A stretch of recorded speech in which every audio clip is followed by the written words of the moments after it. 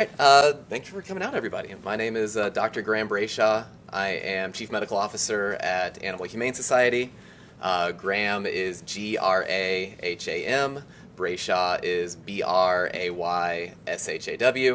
I have a statement to read associated with the recent humane investigations case, and then I'll open up for questions. And then, if you'd like, we'll definitely have a chance to go downstairs and see some of the animals associated with the case as well, and can continue a conversation there if you'd like. All right, from there I'll get started. On Friday, December 6th, our Humane Investigations team, our agents and critical response team, assisted the Beltrami County Humane, I do not read well on that side of it, but our Humane Investigations agents and critical response team assisted the Beltrami County Sheriff's Office in what we thought would be the rescue of more than 250 animals on a property up in Hines, Minnesota. Instead, our team returned to Golden Valley with 35 dogs and 29 cats. All the animals in the property were in dire, unsanitary conditions. They didn't have adequate food, water, shelter, medical care from the situations they were living in. Many of them had respiratory disease, other illnesses that weren't being treated. They all had fleas, had upper respiratory infection, and had some painful eye infections and other issues that weren't being treated as well. Those 64 animals are all in our building in Golden Valley now and are being cared for currently by our medical team. In addition, our veterinary staff is still assisting with the Beltrami County Sheriff's Office with forensic evidence. There's a 10-day hold for any time there's a warrant and a seizure of this case, and we're assisting with that investigation and reporting that will come from it. More than 170 animals that were on the property in November are currently unaccounted for. When our vet staff last saw those animals, they showed signs of the same medical conditions as the animals that are now in our care. This is an active investigation, so we can't speculate on what happened to the missing animals. We are examining the numerous bones and fragments that were found on the scene in an ash pile next to an outdoor wood furnace that was on the property. Those bones are evidence in this case. This is clearly not the outcome we had hoped for. Everyone at AHS worked as quickly as we could to prepare for receiving up to 300 animals, which would have doubled the number of animals in our entire organization and more than double the number of animals that we would keep in this building at any given time. We adjusted a regular intake to make space for these animals and still had to build temporary housing, borrow crates and kennels from other groups, and even stockpile food, medications, and other supplies that we knew they would need.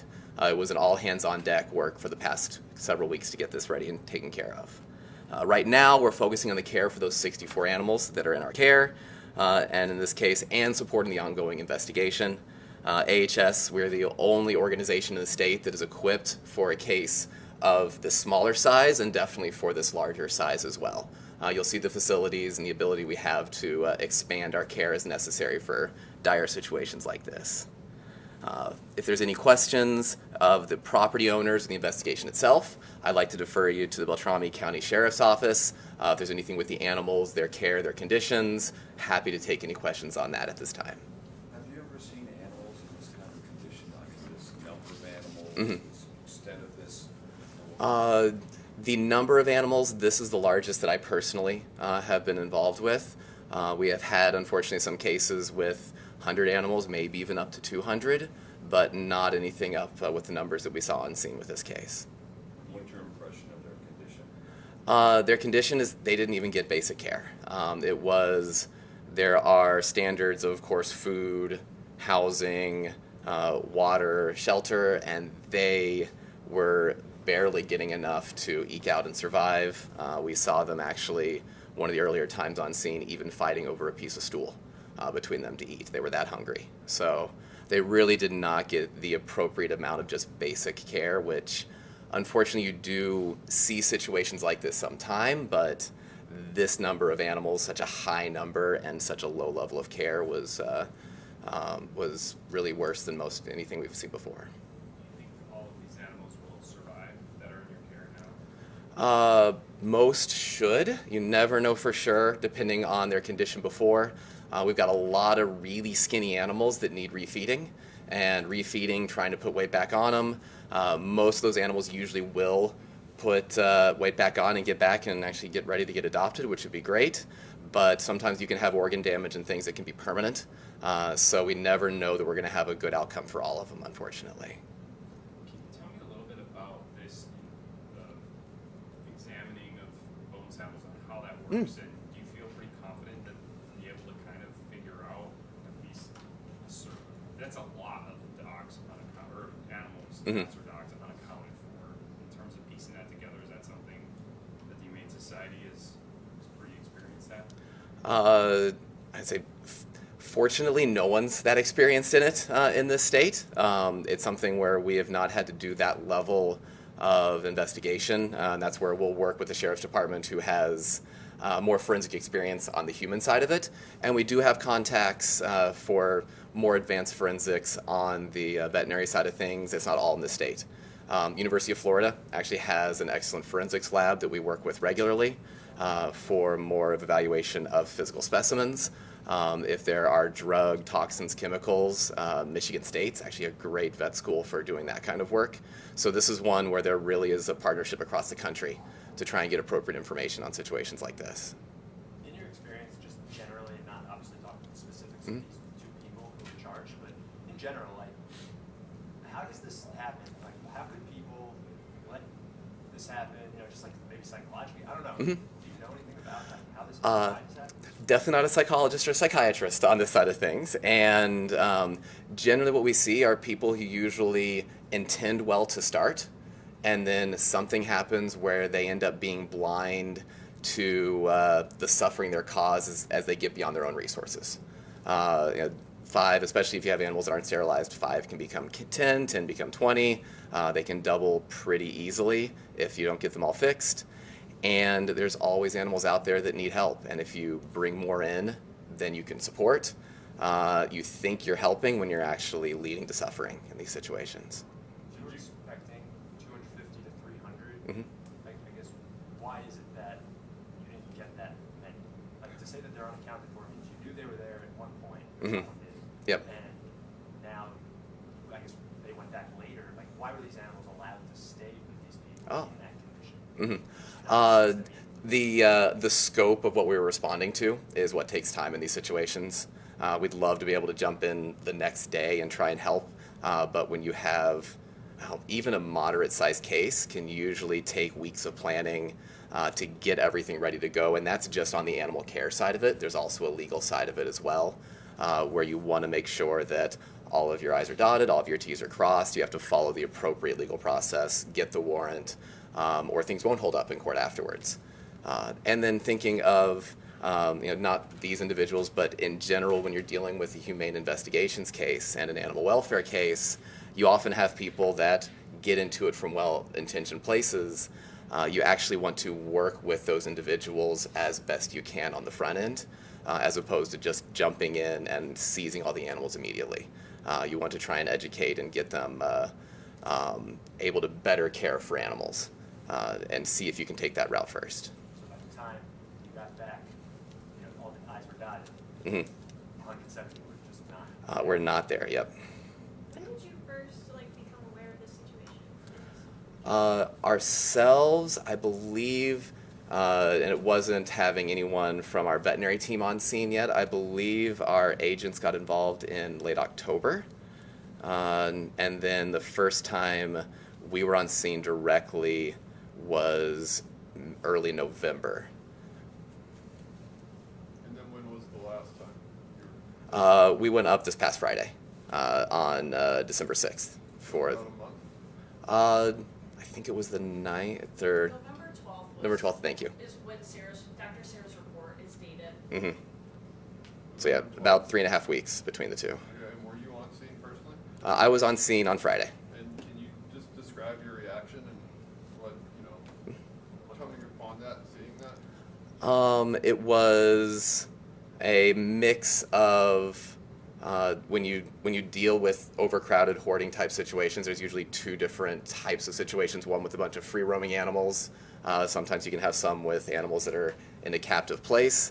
And this was a mix. You had animals that were inside and stuck inside, and there were a lot of dogs and a few cats roaming the facility as well. You'll see, get to see one of the dogs later today that we've already had to shave up and clean and take care of. He was actually bloody when we got on scene from what looked like dogs already fighting amongst themselves. So it was just a ton of dogs around and everywhere. And then the cats were mostly hiding it up in houses. It was a scene with a bunch of different small buildings that were, some of them connected, some of them not, on a lot of acres. And then general condition, there was, while there was a lot of buildings, there was not much actual shelter from the environment outside of the house itself. There really wasn't anything heated. It was, everything was frozen on scene. And inside the house itself, inside the shelter, unfortunately you see this in many hoarding situations, but the floors themselves are actually squishy from the amount of excrement and everything that is built up over usually months and sometimes years. We did not have to have a respirator, fortunately, but often you have to have respirators in these kinds of situations just to stand the environment. But a lot of the cats that had nasty respiratory signs on scene are already looking a heck of a lot better just 4 days down the road, just being in a good, clean environment with good, clean air. So it was like just to describe the area, it's like a farmhouse with a bunch of other buildings on the property? Mm-hmm. Yep, a bunch of little sheds, a bunch of little, there were several vehicles that weren't moving anymore. There were some, not barns, but kind of three-sided shelters that you see for horses and other as well. There were a few RVs that were, and single wide trailers that were just completely filled with stuff and not with animals. But it was just a bunch of small outbuildings all over the place. And was the property owner still around, or had law enforcement stepped in, or, I mean, was this an abandoned situation?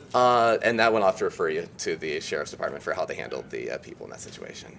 Were some of these animals just unable to be maybe taken in, like let go or wandering around? There were 2 dogs that were free roaming that we were not able to get. One of them we actually caught in a live trap, and by we, the sheriff's department caught in a live trap, I believe last night, and that dog will be coming down today. There's one more roaming around that we're trying to get with appropriate live trapping, and I think there were 3 cats still roaming that we weren't able to get. Cats do a heck of a lot better outside than dogs usually do outside when it comes to finding their own resources. We're going to try and get them in, but we don't expect to be as successful on trying to get the few remaining cats that were on scene. And then had they turned over 4 dogs that I see? There were 4 dogs that they reportedly had brought to another rescue organization for rehoming between our last visit and then coming this time. So about 10 that maybe are. That are not here. 170 missing. That is not included in that 170 number. No. Okay. Yeah. So how do you treat these animals when you guys do? Fortunately, it's the same medicine you would need just in a regular vet clinic is what these guys need, depending on the condition they have. Majority, because they just didn't get basic food, water care, is actually time and just providing appropriate care for them. If you put them in a clean environment, you get them good food and water, they're going to heal for the majority of what we're seeing. And then you do have some animals that are ill from one thing or another. Like there's a cat that had such nasty upper respiratory infection that she has corneal scarring and can't even see out her eyes anymore. So we'll try and treat that as best we can, but might have to perform an enucleation and actually remove the eyes if they're painful enough. There's a cat with a broken pelvis that we will give appropriate pain care for that you can't really splint a pelvis, so it will heal on its own if with appropriate time, but we keep her comfortable during that range of time as she heals up from that. This is like weeks, months? Depending on the condition, it's going to be 6 to 8 weeks for the pelvis healing well. The eyes are usually only a couple weeks for recovery from a surgery on that end. The biggest thing are the cats that are really skinny, the ones that have a very poor body condition. They're going to take 4 to 5 months to really be back to a good, healthy weight, good body condition. Fortunately, we can adopt them before then. They would need, if someone was really interested and wanted to help out and adopt a cat, a dog from this case, It may not be as early as this weekend, but I would say next week or week after, I would expect some of those animals already ready to be up on the adoption floor and ready to go home. They may not be fixed and in absolute perfect condition, but they'll be in good enough shape for someone to continue that care at home. These various sizes and breeds? It's a whole mix. We have some very large, white and fluffy mixed breed dogs that are probably 70, 80 pounds, and even that's with them being skinny. And we've got some cute little chihuahuas running around too. So it's the full gamut on the dog side of it. For cats, yeah, they're all around the same size, but no notable breeds really amongst the cats, just a good mix. Would you mind kind of running through the count and amount here again? Oh, sure. You said about 64 total animals. Yes. Mhm. What about the rest of the animals that were there? So it was, there are 29 cats and 35 dogs are what we brought in. And then there were, say, 2 dogs still on scene, one of which we've got coming in, and probably about 3 cats. There are some horses that were on scene as well, or some equines, because there are some mule, I think there was a mule, some mini ponies. There further steps that Beltrami County is trying to follow up to make sure that they are appropriately cared for as well. Not prepared to talk about them any further today, but we did get them appropriate information to follow up on, evaluated when I was on scene last Friday. So 250 animals total. Oh, for the, when we were on scene in November, there were an estimated, it's hard, especially when there's some free roaming dogs, to get exact numbers. I believe it was around 50 dogs, is what we guessed on that part of it. And then cats, just over 200 contained, and an estimated probably 30 or so free roaming on the cat side of it. So of those missing animals, it's definitely majority cat. Any worry about what you mentioned, the fighting and like just the distress that these animals were under, whether or not some of them would be adoptable or not, you know, in terms of their. We definitely worry about their sociability, their behavior in this situation, and whether or not they're safe to be in someone's home.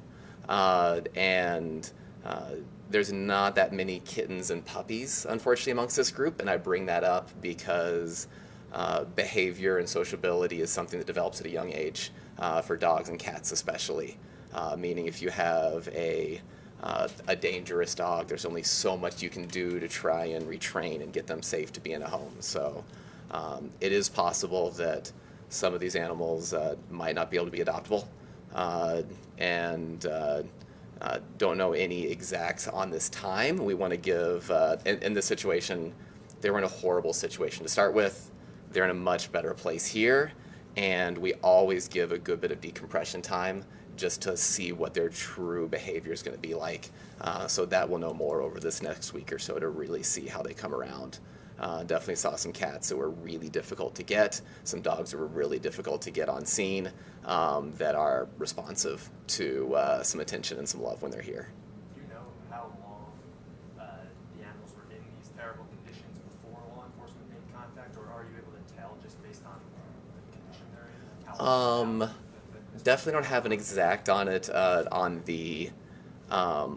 On the long side of things, it's at least been months on that part of it to get to the degradation of condition they're in right now. To get to that number, it's possible it could be years on that part of it as well. But unfortunately, there's not a good way to tell how long it takes for them to get that skinny or in that condition, other than it takes a few months to get in this shape. Case cats, we have the rest of them over on general population. Bigger wards, hi. But these are some of our more involved medical cases associated with the case. These 3 were all contained in a separate place. They were not free roaming.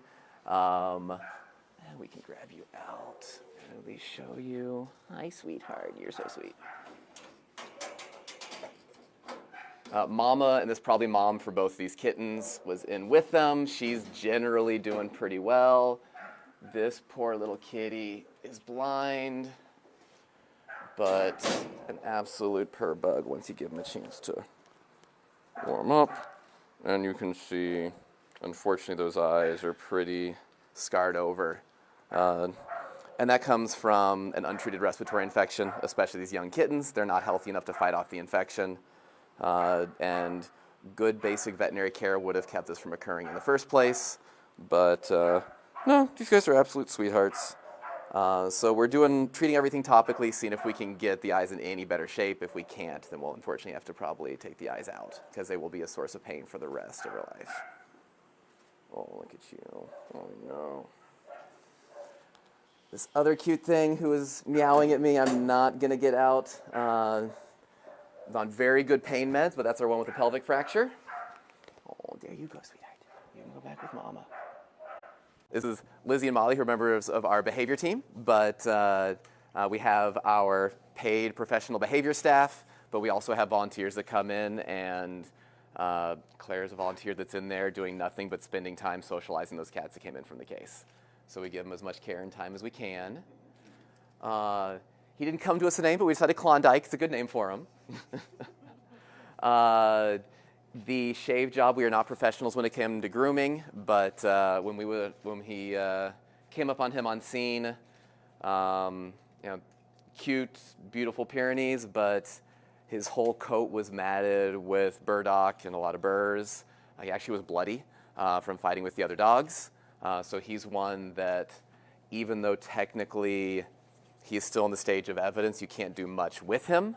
Legally, he needed urgent care, so we anesthetized him, shaved him down, cleaned up his wounds, got him in a heck of a lot better shape, and he's been very comfortable since then. He is an absolute love and sweetheart. I know, big boy. That has been good with almost anybody coming up at him. So he's one definitely we expect to, he still needs to put some weight on and get health. Okay, yes, I'm sorry. Stop paying attention to you. But he's one we expect to move up on and through to the adoption floor, maybe even on the sooner side of things.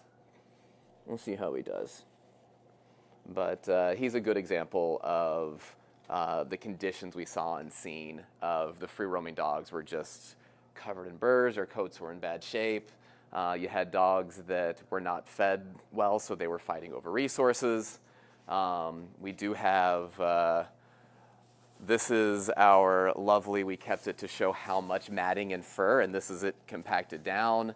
It pretty much is nothing but his fur and burdock, and probably about 50-50 of the two. His whole tail, you can see it's kind of rat-tailed and bald and skinny now. It was a yay big around, just pure matting and burdock all the way through. You also can see on him, oh big boy, all the rear end. You were a runner, you're not a fighter, are you? All the scrapes and bites that were probably bites from other dogs.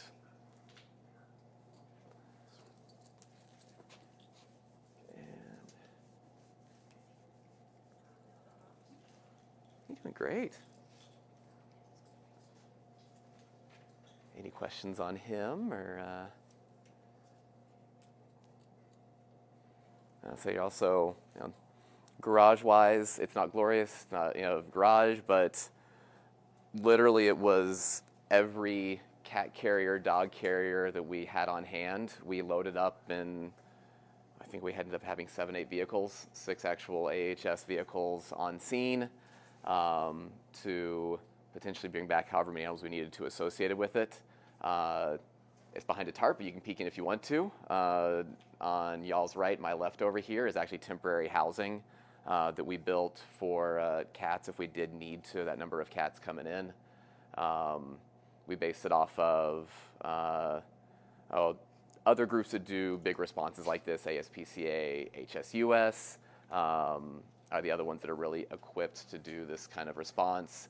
They built temporary housing as well, so we made sure that we copied some of their designs, and facilities did a lot of great work to build it. Unfortunately, it was not necessary. For her too? Not yet, no. All right, hi, sweetheart. Is she a little reactive and fearful? No, she's been okay. Oh, she's pretty good. Yeah. Cool, my girlfriend. Thank you. Hi, Mama. Hi, sweetheart. So we do not have a name for her yet. She is one that will, as soon as she looks good, need to go to surgery. It is hard to describe, but or it doesn't show up great on photos, but she definitely has just not a good typical coat. And that's from the flea infestation she had on scene. I feel comfortable holding her because they have been treated and everything the moment she hit the door. She got her flea preventatives. And let me see how your teeth look. Oh, I know. Oh, you're not too old. She's probably, once again, 4 or 5. Our littler dogs, they can definitely live up into the teens, so she's a younger middle age on that part of it. And sorry, what kind of dog is that? Dachshund Chihuahua mix, probably. The cutesy name we'll use is Chewiener, but yeah, she's definitely longer and tall. If you see in her belly, she's got this big old hernia down here. That is something that's been there since birth. It's an inguinal hernia. We all have an inguinal canal. That's where our femoral vessels to our leg come from. They can sometimes be too big or not close appropriately during development, and that's what happened in her situation. And there's literally some of her intestines are in there as well. So we've got to go and push everything back in the right spot. You close up the hernia.